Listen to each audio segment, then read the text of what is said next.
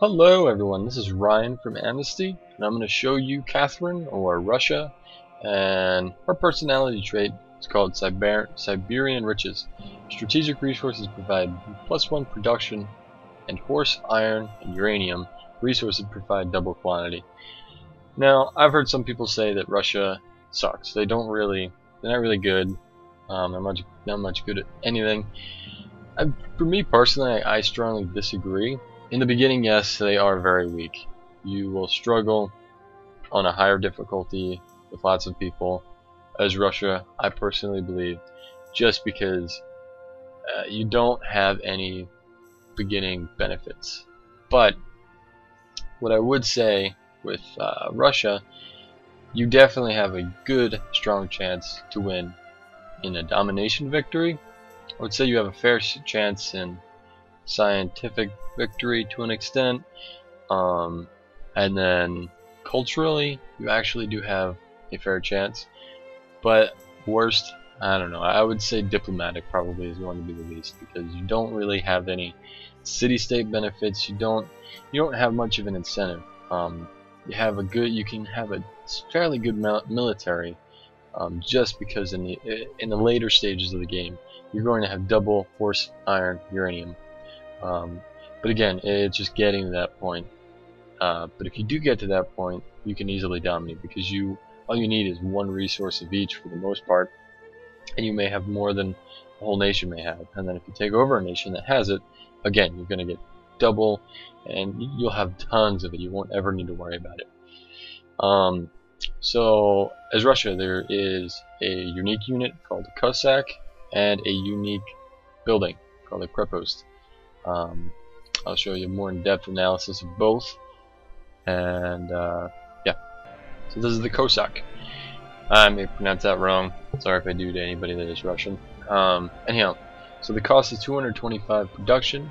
It's kind of a lot, but for the time being, it's not that bad. It is a mounted unit. Its combat is 34, and its movement is 4. Its abilities, its detriment is no defense, terrain bonuses. You know, if you're on the hill in forest, you're not going to get a defensive thing like you normally would, but that's with any mounted unit for the most part. It can move after attacking, so it is very good at picking off units all over the place. Damaged enemy bonus. Essentially, let's say, I'm just going to throw something out here. Say a cannon. You have a cannon and you hit the one target. You weaken it a little bit. Now that it's weakened, this guy is able to finish off the job because it has a damaged enemy bonus. So it's better fighting against damaged units. So its other penalty is penalty attacking cities. Really, you don't want to use these guys to attack the cities. You want to use these guys to pick off units that have been wounded, just kind of wandering around. Very nice. Anyway, they do replace the cavalry that you would normally have. But anyhow, I'll show you the Krepost. So the Krepost is a 75 production. Its maintenance is 1, and it does replace the barracks. So I would say this is a really awesome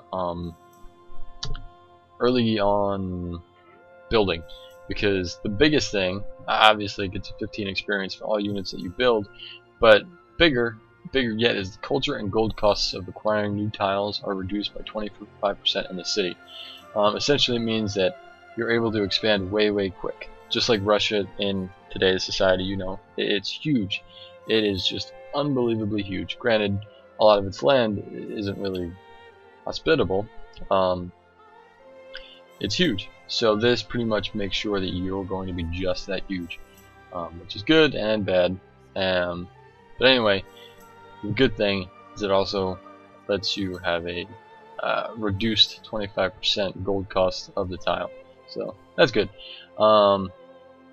Then I'll show you the social policies I would recommend as Russia. So as Russia, you will generally spawn near the tundra or snow, unfortunately.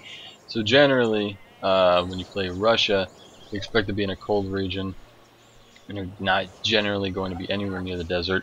Usually you start off in bad locations. Usually, in my playthroughs, it's how it has usually panned out to be. Granted, this actual land right here is actually fairly good for starting off as Russia. But anyway, as far as social policies go, I would definitely recommend in the beginning to go with liberty, to expand, because in a way that is somewhat Russia's playstyle is to expand, but not necessarily have many cities, more or less making cities in strategic locations and making sure you build the Krepost so that way you have a huge border, and that way you can kind of dot cities from place to place with unique usage resources. Otherwise, I would also recommend autocracy for the later ages, so that way you're kind of able to just absolutely dominate and steamroll through the enemy. But really, Russia doesn't really exactly have a strong social policy that you should definitely go after, because it's all situational. There isn't. I wouldn't say that Russia has a definite, unique play style that you should absolutely go for. The only one that I wouldn't really recommend is diplomatic, because I mean, sure, you can win. You don't really have any city-state um, recognition, but your best bet's probably going to be domination, cultural, because through all the cities that you have, you're going to should generate a handful of culture. Um, or I would recommend scientific, because again, scientific, predominantly because you're going to have probably big cities. You don't exactly want, in my opinion, lots and lots of cities dotted all next to each other. You're going to want it to have it expand, just like Russia is today, where it's a huge country, but there's not many cities everywhere. So that's going to do it. Please rate, subscribe, and comment, and check out my other videos.